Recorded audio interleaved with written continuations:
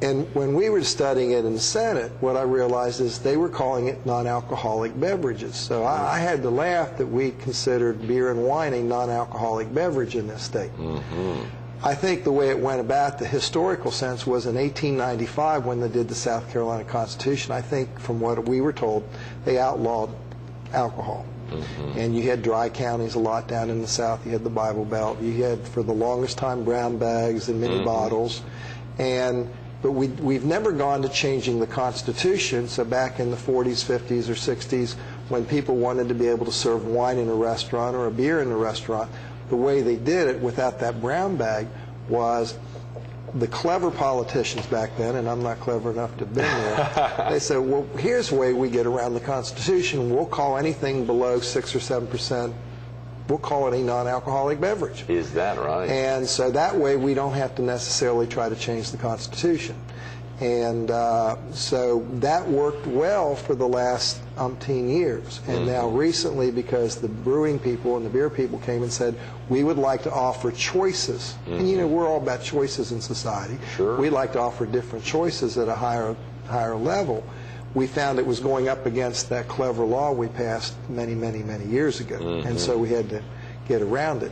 And it went, on the surface, it looks kind of interesting that we've classified beer and wine as a non-alcoholic beverage. Yeah, not kind of interesting. It looks very interesting. It's I don't know how we do it, because you know, if it's a non-alcoholic beverage, how does it? Somebody that's 15 or 16, why aren't they allowed to buy it? Sure, absolutely. So there's a lot of plays in there, but it's kind of funny that we spent a lot of time in the Senate. Most people probably don't know, in South Carolina legislature, we are paid $10,320 a year. You know, so most of the people that I see in the legislature, they're doing it for public service. Right. You know, at that level, it's not really for remuneration. No. And so they try hard. Right. And some people, if they think A, and some people B, so they try hard, and sometimes they just have to make changes in it from that standpoint. Just as an aside, I had somebody selling alcohol and said a lot of people would come down to Myrtle Beach or come down to the tourist area would like to be able to buy alcoholic, you know, bottles, liquor bottles, at 8 or 9 o'clock in the evening. In North Carolina, they're allowed to at 10, because when they come down and they check into the hotel and go out to eat and get their groceries, they find they can't get it till Monday. Well, I found that we cannot change it. We have to change the Constitution. The state Constitution. The state Constitution, to allow that package store to sell after 7 o'clock. So sometimes things are not as easily done. Even in the independent Republic of Ori? And you know, in the independent republic, we don't understand why we have to do this anyway. Sure, that's right, absolutely. Ray, very interesting. You know, we think about so many things. Of course, you talked about runaway growth. You know, there was a great piece actually in the daily newspaper in the Myrtle Beach area last Thursday, talking about I-73, a good editorial there. Immediately adjacent was a letter to the editor talking about Carolina forests and some of the problems on Highway 501, and a new Walmart coming in there, and of course the Hard Rock theme park opening up, a lot more expansion and pressure on the roadways up there. Does that tie into runaway growth when we think about roads? It does, because you know, the state has not raised the gas tax since 1986, so we're still at 16 cents a gallon. Well, back in 1986, a gallon of gas was $1, and a car only got about 20 miles to a gallon. We're still charging that, so we have a funding issue, and I think Horry County did a tremendous step forward, and I think Florence County did too, by doing a 1-cent local sales tax, which is going to create a lot of roads. But then you get the battle between the growth and property rights, and you know, if somebody has property that has been in the family for years and now they have a chance to sell it to Walmart versus the amount of traffic that it might cause. It's a balancing act that really gets resolved in a local area. We, in a statewide situation, what we're trying to do is just as best as possible meet the needs with the I-73s, the evacuation route, which we're really working hard on for the south end. We don't really have a very good evacuation route. Everybody in Surfside and Garden City is supposed to evacuate through Georgetown. And that was Waccamaw Neck was basically a forest.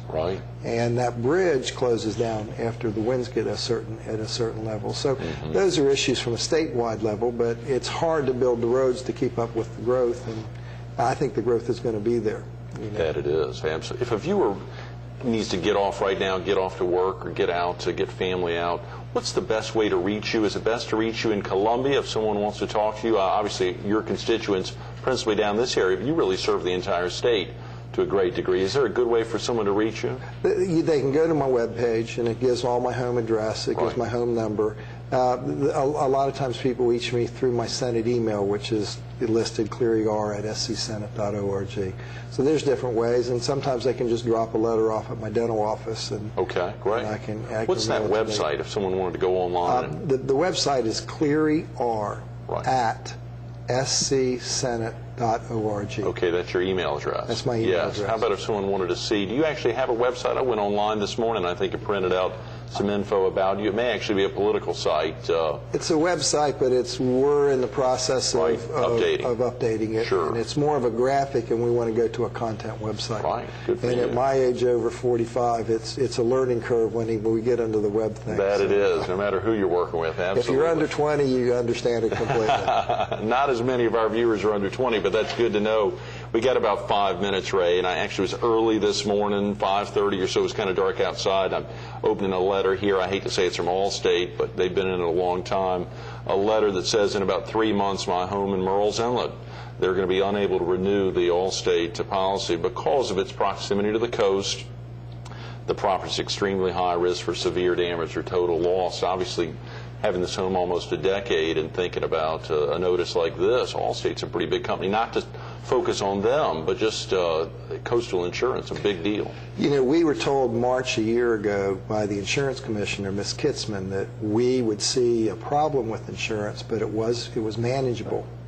And she had the ability to change the wind pool, and she had the ability to, do some things. And we'd see a 15% increase probably in premiums. Unfortunately, last year we were seeing my dental office went from $4,000 to $16,000 in insurance premiums. It is a problem. Allstate was going to drop 12,000 people along the coast. Farm Bureau Insurance of South Carolina, which is a small company based in South Carolina, was going to drop a third or a fourth of their people along the coast this coming year if we didn't do anything. So the two issues that you have with insurance is availability and cost. Now, it's very hard to dictate cost to insurance companies. The best way to do cost is to get more competition and more people. Right. But availability, what do people do if they can't buy it? And so Ms. Kitzman and I think the governor was more, let's let the market handle it. And finally, I think on the urging of the Senate and the House, he became a little proactive. He put a fellow senator named Scott Richardson in. And Scott Richardson was very aggressive with the insurance companies, as much as he could be. Back in the 80s, we were so aggressive with the auto insurances that we went from 30 auto companies to 4. So 20 of them just left the state. So you can't be too aggressive with insurance companies. And so what we did was we said, what do we need to do? And he looked at expanding the wind pool and expanded it to one level. And when he saw that it met the needs, especially in the northern part of Myrtle Beach, but it really didn't meet the needs in Georgetown or in the south end. So about 2 months later, he re-looked at it and expanded the wind pool a little bit this way. Now, we told everybody when you expand the wind pool, it will not mean lower rates. Right. But it will mean that you can get insurance. You can get it. And then what he's done, which is just starting to take effect, is, and it hadn't been done before, he's actually tiered level 1, level 2, so that if you're close to the ocean or the water, that you may pay a higher, if you're in the wind pool, you may pay a higher rate than if you're in the wind pool and you're farther away from the water. Okay? But the primary goal is to make it more available. Now, we signed a fairly comprehensive bill that we think will have some long-term effects, which will allow tax credits for improving your structures and will allow you to insure at different levels, and that you could go into different premium levels and that. But the key to solving the insurance issue will be to entice more people to come down here and write insurance. Right. And I think also if we could get the federal government to look at hazardous insurance, hurricane insurance, like they look at flood insurance, it would be a big help. But the state cannot take that liability on. I think Florida has, and I think they have a tremendous liability if they get hit by a hurricane. And a lot of insurance companies actually left there and created more insurance opportunities in this state. I think there were at least one or two other key topics to focus on. Unfortunately, we're virtually run out of time, Ray. You know, as we think about late 2006, folks were announcing opportunities for a presidential seat, which they wouldn't take until January of 2009, with an election in November of 2008. Have you contemplated your thoughts for November of 2008 as we're moving in that direction? Is public service something that you've taken fondly with? I think in the Senate it is all based on seniority. And so at this point in time, I just envision myself as trying to represent this area for as long as they will allow me to build up our seniority so that we get our voice heard. Yeah. And one of the things along the coast is not having your voice heard. We've been kind of, the purse strings, but we don't get a lot of respect. And I think that's changing with some of the people that we have. Right. And I'm hoping that I'll have the opportunity to serve this area for a long enough time period that we can actually get our voice heard a little bit. You feel you're working well with Yancey and Luke and Dick Elliott? We have a good team up there, and the House members. Nelson Hardwick is a great new member. He got into the House when I got into the Senate. We work very well together, and I think it's actually helped the South Strand too a little bit. So I think we've got a good group of people here. If we can keep them in place a little bit, I think it'll work well. Seniority is important. Thanks so much for being with us this morning. Thank you this morning. I appreciate it very much. Absolutely. Stay tuned to more Carolina People with Senator Ray Cleary of District 34 coming up next. God works so mysteriously, doesn't he? God works so mysteriously. Think about that service to his country as a captain in the U.S. Air Force. Got him to Shaw Air Force Base, Sumter, to our now Palmetto State, to the Palmetto State. Something else got him down to the Murrells Inlet Surfside Beach area 32 years ago, opening his practice in 1975 as a dentist down there. Now God working again. Think about that. Community service opportunity. Passes by Sumter on the way to Columbia for 6 months of the year at least, making a difference to the community every day. Senator Ray Cleary. Check him out online or send him an email. You got that address.